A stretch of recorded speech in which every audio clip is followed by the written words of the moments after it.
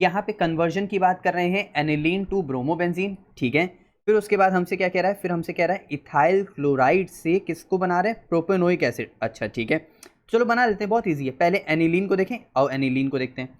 Aniline क्या होता है, एनिलीन कैसे बनेगा, एनिलीन हमारे पास बनेगा इस तरह, जैसे मैंने इसको क्या किया, बेंजीन, इसके ऊपर लगा दिया मैंने NH2, ठीक।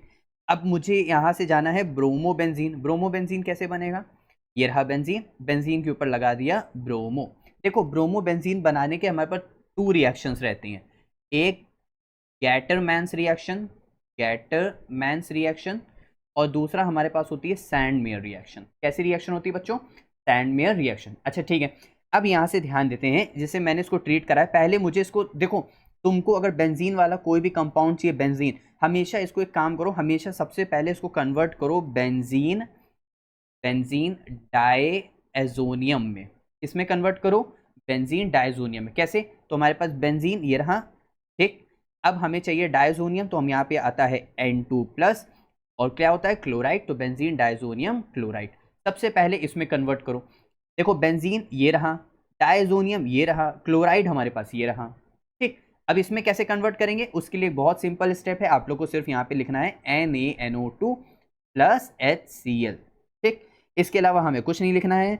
और दूसरी बात, यहाँ पे चाहो तो आप टेम्परेचर भी लिख सकते हो, उससे भी कोई मतलब नहीं, तो हमारे पास 273-278 केल्विन भी होता है, और बहुत जगह 0 से 5 डिग्री सेल्सियस यहाँ से हम लोग का मतलब सॉरी 0 से 5 डिग्री ATM भी चलता है। इसकी ATM की बात करें यानी प्रेशर की बात करें, ठीक है। अच्छा यहाँ तक हम लोग को क्लियर हो गया। अब यहाँ से हम लोग को किस में जाना है, ब्रोमोबेंजीन में, तो इसको हम लोग ट्रीट कराते हैं, यहाँ से किस में ट्रीट कराएंगे। अब यहाँ से ध्यान रखना, सबसे इजी रिएक्शन हमारे पास सैंडमेयर भी है और गैटरमैन भी है। सैंडमेयर में क्या होता है बच्चों, हम देखो, अच्छा सैंड वाली फीलिंग आ रही है ना यहाँ से, सैंड, अच्छा सॉल्ट और सैंड दोनों अप्रॉक्स वर्ड सेम भी हैं, और दूसरी बात दोनों मिट्टी जैसे होते हैं, ठीक है। तो यहाँ से जैसे हम मान लेते हैं हमारे पास क्या होता है, देखो हमने क्या लिया, जैसे हम मान लेते हैं हमें यहाँ पे बनाना है Br लाना है ना, यहाँ पे हमें Br लाना है, ठीक है। इसका मतलब अगर मान लेते हैं हम NaBr ले लें, सॉल्ट है, उसी का करेस्पॉन्डिंग एसिड ले लिया, ठीक। फिर उसके बाद अगर मान लो हम NaCl ले लें, सॉल्ट है, उसी का करेस्पॉन्डिंग एसिड ले लिया, ठीक। वैसे ही हम लोग यहाँ पे जो लेते हैं, या तो हमने CuBr ले लिया, उसका करेस्पॉन्डिंग एसिड ले लिया, ठीक। वैसे ही हम लोग यहाँ पे ये भी कर सकते हैं, Cu2Br2 भी आप लोग को मिल सकता है, उसका करेस्पॉन्डिंग एसिड ले लिया।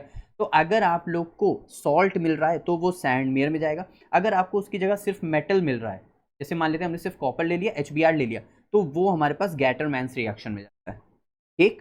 अब यहाँ से क्या होगा, यहाँ से हम लोग ने ये इस रिएजेंट को यूज़ किया, CuBr को, ठीक। तो यहाँ से हमारे पास क्या आ गया, ब्रोमोबेंजीन आ गया, प्लस हमारे पास क्या बचा, Cl बचा है, Cu बचा हुआ है, तो CuCl निकाल दो। अगर Cu2Cl2 ले लेते तब वैसे होता, और बची हुई N2 गैस इस फॉर्म में निकल जाएगी, गैस फॉर्म में निकल जाएगी। पक्का अच्छे से समझ आया, बिल्कुल भी टफ नहीं था, ठीक है। अब हमारे पास क्या रहा है, ethyl chloride to propanoic acid. अच्छा ठीक है, इथाइल क्लोराइड कैसे बनेगा, हमारे पास इथाइल क्लोराइड बहुत ईजी है, 2 कार्बन है, इथाइल क्लोराइड हो गया Cl, तो यहाँ पे हो गया CH3 और यहाँ पे हो गया CH2, ठीक। अब यहाँ से हमें जाना है प्रोपेनोइक एसिड में, यानी carbon carbon C double bond O OH, इसको बोलते हैं प्रोपेनोइक एसिड। H आप लोग लगाना, आप लोग जानते ही हो ना, यहाँ पे होएगा CH3, यहाँ पे आएगा CH2, ठीक है। अब देखो अगर हम लोग CN को रिप्लेस करें और एक और कार्बन ले आए, तो हमारा 3 कार्बन इधर हो जाएगा, क्योंकि इधर 2 कार्बन, इधर 1 कार्बन है। तो कार्बन चेन जब भी बढ़ानी हुआ करे बच्चों, तो आप लोग को ध्यान रखना है CH3 CH2 और यहाँ पे ले आओ CN। मतलब अगर हम लोग इसको ट्रीट करा दें किसके साथ, KCN के साथ, KCN लेते हैं, और बच्चों हमेशा ध्यान रखना एक्वस इथेनॉल लेते हैं, यानी C2H5OH लेते हैं, ठीक। यहाँ से हमारे पास क्या होगा, एक Cl जाएगा, एक CN आएगा, तो न्यूक्लियोफिलिक रिएक्शन है यहाँ पे, ठीक, न्यूक्लियोफिलिक सब्स्टिट्यूशन रिएक्शन है। अच्छा ठीक है, फिर यहाँ से हमारे पास CN आ गया। अब तुमको एक बात ध्यान रखनी है, CN का जब भी हाइड्रोलिसिस करोगे, क्या हाइड्रोलिसिस, तो तुमको हमेशा क्या मिलेगा, तुमको हमेशा मिलेगा कार्बोक्सिलिक एसिड। इसका मतलब CH3 CH2 COOH हमारे पास क्या हो गया, बन गया।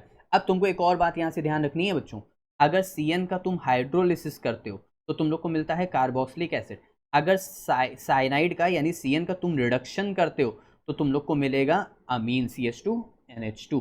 इस बात का आप लोग ज़रूर ध्यान रखेंगे, ठीक है। तो हम लोग का प्रोपेनोइक एसिड भी अच्छे से बन गया,